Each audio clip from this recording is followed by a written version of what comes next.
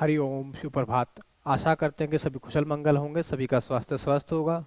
तो मैं योगी राजन पांचाल आप सभी का फिर से स्वागत करता हूँ ऋषि योग संस्थान के यूट्यूब चैनल पर। तो जैसे कि पिछली वीडियो में हम सभी ने जाना था कि हमारे जो पंच क्लेश हैं वो किस प्रकार से हैं, और 5 प्रकार के क्लेश है, कौन कौन से क्लेश है, और किस प्रकार से हम उनका वो कर सकते हैं।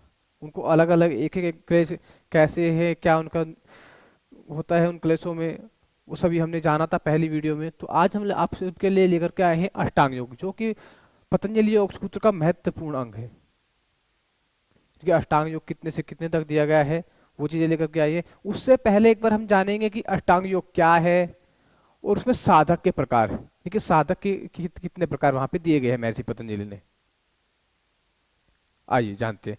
और जो अष्टांग योग है वो अन्य किन नामों से जाना जाता है, यदि और भी उसके नामों से जाना जा सकता है इसमें। आइए, यानी कि आज का हमारा जो टॉपिक है वो है अष्टांग योग।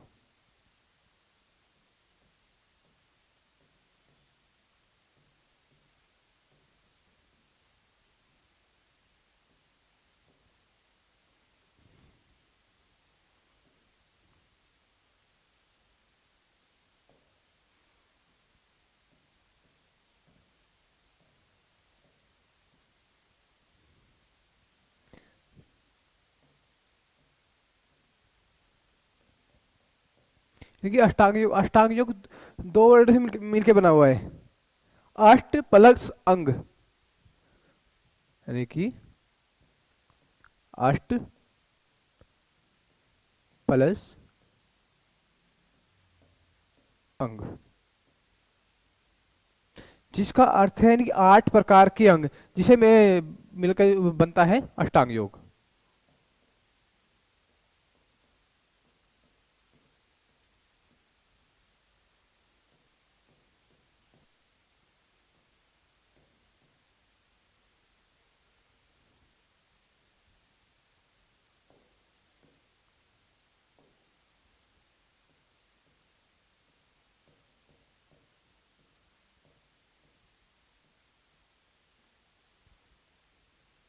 ठीक है, तो आप देखिए अष्टांग योग का हमारे जो दो दो वर्ड मिलकर बना है अष्टांग योग है, अष्ट प्लस अंग प्लस योग, यानी कि अष्टांग योग। तो यहाँ पे इस चीज का मिलकर के बना है। यानी कि हमारे जो ये होते हैं कि अष्टांग योग लिया कहाँ से गया है, और किस सूत्र किस पाद से लेकर के किस पाद तक है ये, वो सब चीजें इसमें जानेंगे। और फिर उसके पश्चात हम जानेंगे कि साधक के प्रकार कितने होते हैं, यानी कि पूरा अष्टांग योग में साधक कितने प्रकार के बताए गए। आइए जानते हैं।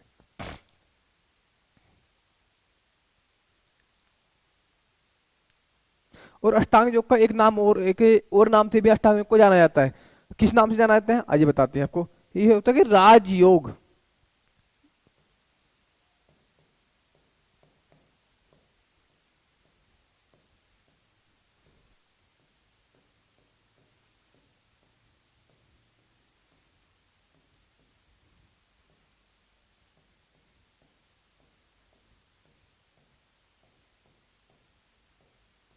यानी कि अष्टांग योग का अन्य नाम क्या है, अष्टांग योग का अन्य नाम है हमारा राजयोग। यह राजयोग के नाम से भी जाना जाता है।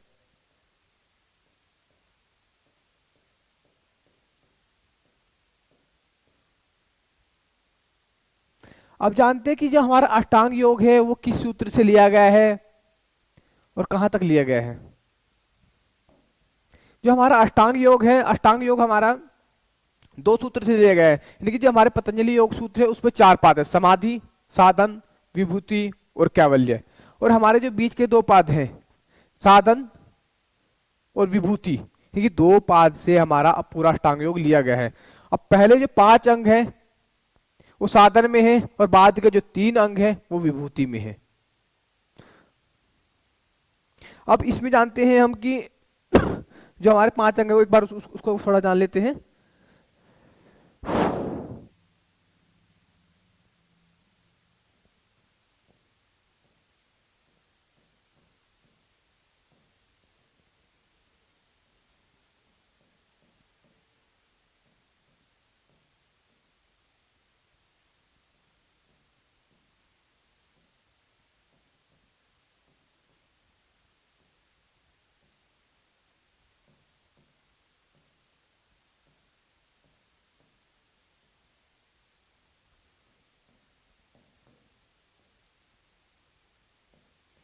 यानी कि जो ये हमारे दो जो पाद हैं बीच वाले, यानी कि साधन और विभूति, इसमें जो अष्टांग के जो पहले जो पांच अंग, अष्टांग योग के अर्थ की आठ अंग, आठ अंगों वाला, यानी कि जो उसके आठ अंग है अष्टांग योग के, पहले जो फाइव अंग आते हैं, जो पहले जो पांच अंग हमारे आते हैं वो आते हैं हमारे साधन पाद में, और बाद के जो तीन अंग आते हैं वो आते हैं हमारे विभूति पाद में।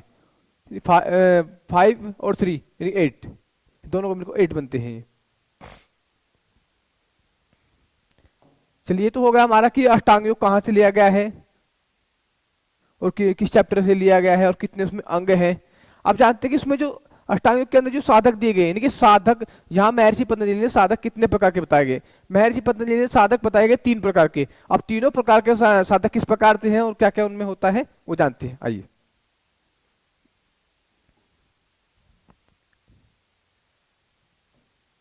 पहला होता है हमारा उत्तम कोटि के साधक।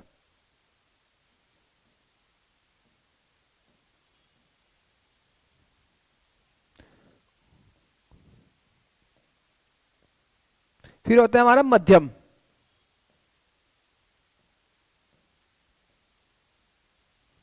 फिर होता है अधम।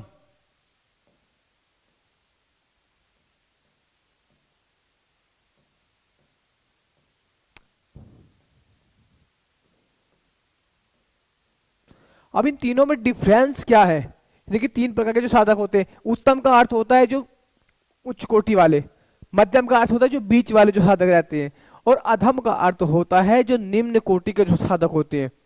और महर्षि पतंजलि ने जो अष्टांग योग बताया है वो निम्न कोटि के साधकों के लिए बताया गया है। आइए जानते हैं कि उत्तम कोटि के साधकों को किस प्रकार की साधना करनी चाहिए, और मध्यम को किस प्रकार की, और अधम को किस प्रकार की।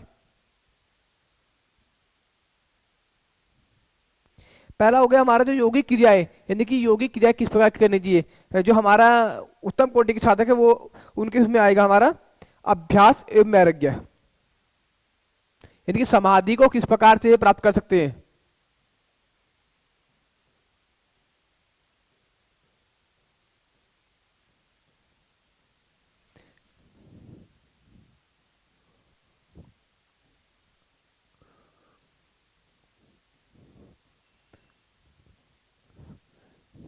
यानी कि उत्तम कोटि के जो साधक होते हैं अभ्यास एवं वैराग्य के द्वारा मोक्ष की प्राप्ति कर सकते हैं, समाधि की प्राप्ति कर सकते हैं यहाँ पे। और जो हमारे सेकंड यानी कि मध्यम, जो जो मध्यम कोटि के हमारे साधक है, सॉरी इसमें एक वो छूट गया है।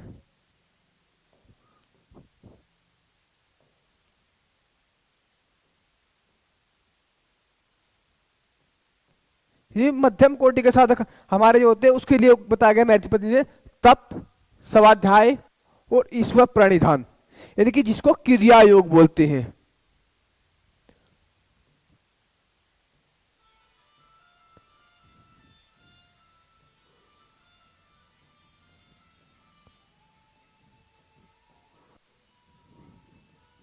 तप, स्वाध्याय, ईश्वर प्रणिधान।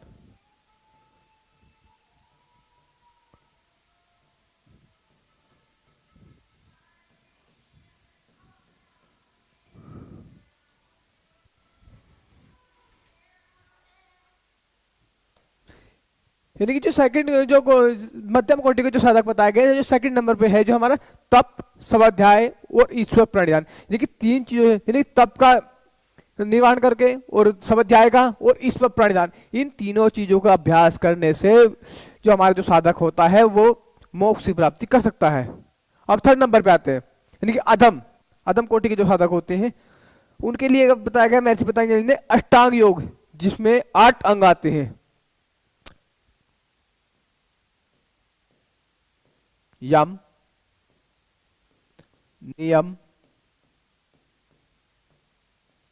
आसन, प्राणायाम,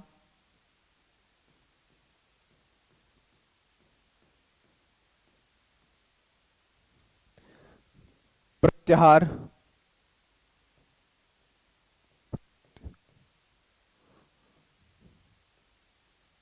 धारणा,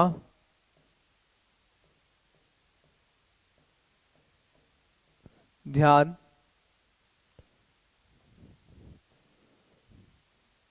समाधि।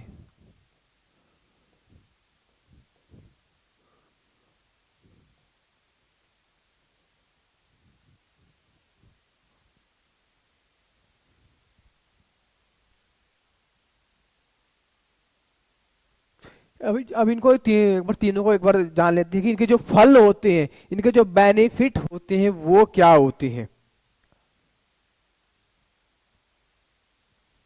जो हमारा उत्तम कोटि के साधक होते हैं, उत्तम कोटि के साधक जिसमें अभ्यास एवं वैराग्य धारण करते हैं, यानी कि इसका जिसमें पालन करते हैं परिपूर्ण रूप से, उस समय उनको जो जो चित्त की वृत्तियां होती है, चित्त की वृत्तियों यानी चित्त की वृत्तियों का निरोध करके समाधि को प्राप्त कर सकती है। उसका जो मूल्य है, यानी कि जिसका जो बेनिफिट होता है, उसका जो लाभ होता है, चित्त की वृत्तियों का निराद हो जाता है यहाँ पे अभ्यास और वैराग्य के द्वारा, यानी कि इसके द्वारा।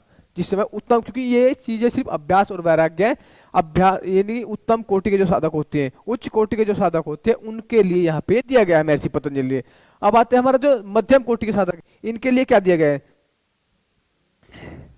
यानी कि तप और स्वाध्याय और ईश्वर प्राणिधान करने के पश्चात, इसका परिपूर्ण रूप से पालन करने के पश्चात समाधि तथा जो पंचकलेश होते हैं, जो समाधि होती है, जो हमारे पंचकलेश होते हैं, जो अविद्या अस्मिता राग द्वेषा अभिनिवेशा, वो क्षीण होती है। क्षीण का अर्थ होता है कि वो कम हो जाता है, जो पंचकलेश हो जाता है वो समाप्त होने की कगार पे हो जाते हैं। यहाँ पे जो हमारा सेकंड नंबर है, यानी कि तप स्वाध्याय और ईश्वर प्रणिधान। और जो हमारा अधम कोटि के जो साधक बताए गए हैं, यानी कि यम नियम आसन प्राणायाम प्रत्याहार धारणा ध्यान समाधि, इन 8 अंगों का पालन करके कोई भी साधक समाधि प्राप्त कर सकता है, यानी समाधि तक पहुंच सकता है। जो हमारा थर्ड नंबर है,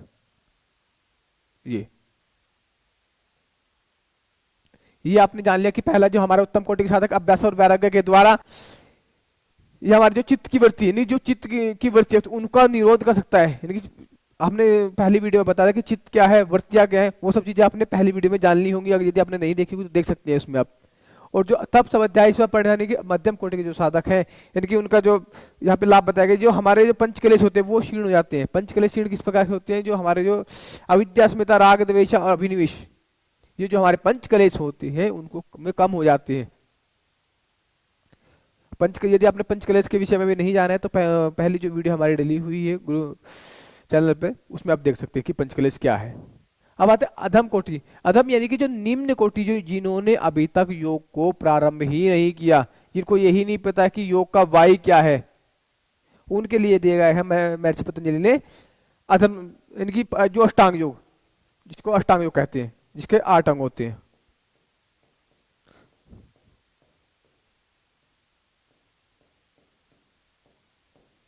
ये दिया गया मेरे, जिसके 8 अंग है, यम नियम आसन प्राणायाम प्रत्याहार धारणा ध्यान समाधि, यानी ये 8 अंग है जो हमारे अधम कोटि के जो साधक होते हैं उनके लिए जो दिया गया है, यानी कि जिन्होंने अभी तक योग प्रारंभ ही नहीं किया है। तो ये इसलिए यहाँ पे महर्षि पतंजलि ने हमें 3 प्रकार के जो साधक हैं,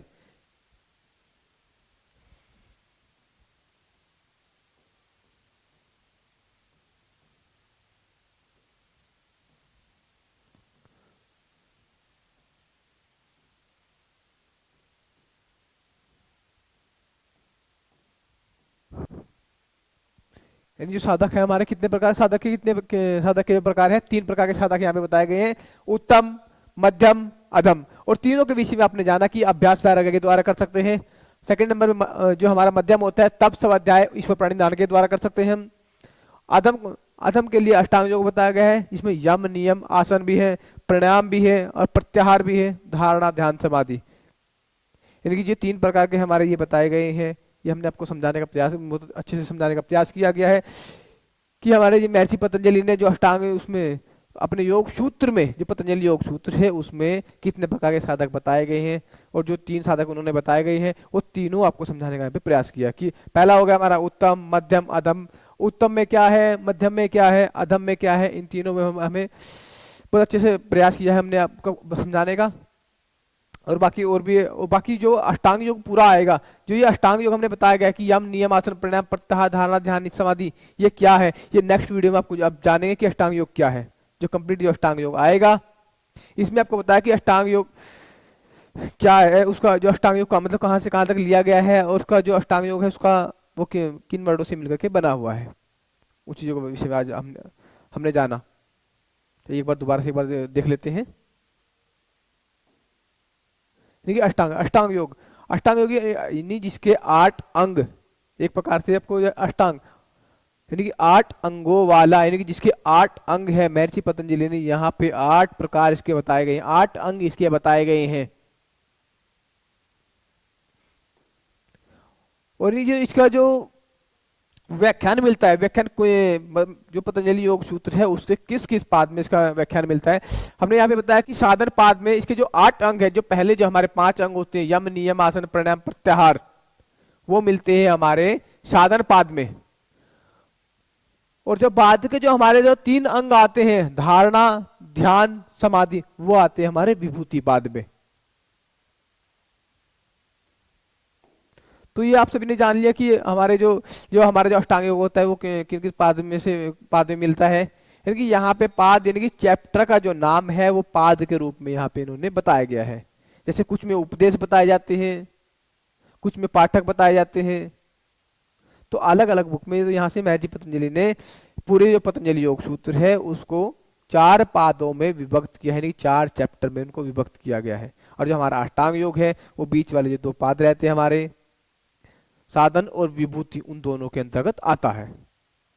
तो आज आप सभी ने जाना कि हमारा जो अष्टांग योग है वो कहाँ से कहाँ तक लिया गया है, और जो हमारे साधक के प्रकार है, कितने प्रकार के हमारे साधक होते हैं, वो साधकों के प्रकार आपने जाने, और जो उनके अंतर्गत यानी कौन से वो अभ्यास करते हैं, कौन सी क्रिया वो कर सकते हैं, किसके द्वारा समाधि को प्राप्त कर सकते हैं, वो आज आप सभी ने जानी। तो इसी प्रकार से जो हमारी वीडियो योग की जो जितने भी सब्जेक्ट रहते हैं उनके विषय में हम वीडियो का बनाने का प्रयास करते हैं, उनके वीडियो के माध्यम से हमको उनका जो भी ज्ञान होता है उनको प्रदान करने का प्रयास करते हैं। और आगे जो भी बच्चा, यानी कि अब एडमिशन प्रारंभ हो चुके, जैसे कि योग में से एमए होती है, पीजी डिप्लोमा होता है, और भी बहुत सारे कोर्स होते हैं, जैसे कि बीएससी हो गया, बीए हो गया हमारा।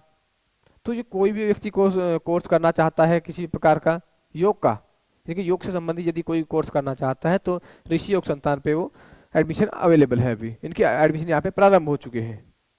और यदि आप डायरेक्ट हमसे कांटेक्ट करना चाहते हैं तो डिस्क्रिप्शन बॉक्स में हमारा नंबर है, तो डायरेक्ट कांटेक्ट भी आप कर सकते हैं यहाँ पे। तो ऐसी ही नेक्स्ट वीडियो के लिए आप लोग हमारे साथ बने रहिएगा। धन्यवाद।